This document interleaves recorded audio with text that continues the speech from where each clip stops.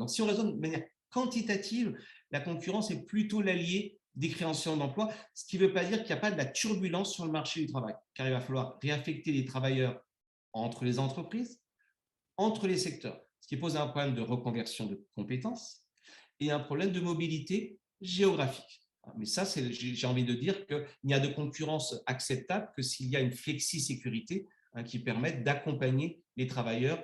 On ne peut pas vouloir la destruction créatrice sur le marché des biens sans vouloir en même temps une politique d'accompagnement des travailleurs, reconversion, indemnité chômage sur le marché du travail. Après, il y a une seconde question qui est beaucoup plus redoutable, qui est celle de l'impact de la concurrence sur la qualité du travail, et notamment sur le niveau des salaires.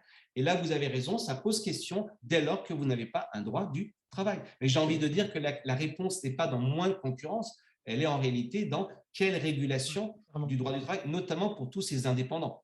Notamment pour tous ces indépendants.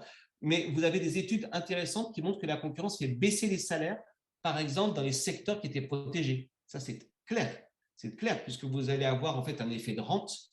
Et dès lors que vous ouvrez à la concurrence, oui, vous avez bien un effet de baisse de salaire. A contrario, je reprends la question de l'un des professeurs tout à l'heure sur le monopsone. Paradoxalement, en situation de monopsone, la concurrence, heureusement, va faire monter les salaires, car c'est du manque de concurrence que naît le fait que les salaires soient trop faibles. Donc, je dirais que ça dépend vraiment du point de départ. Quand vous êtes dans un secteur fermé à la concurrence, oui, la concurrence fait baisser les salaires. Dire le contraire serait erroné.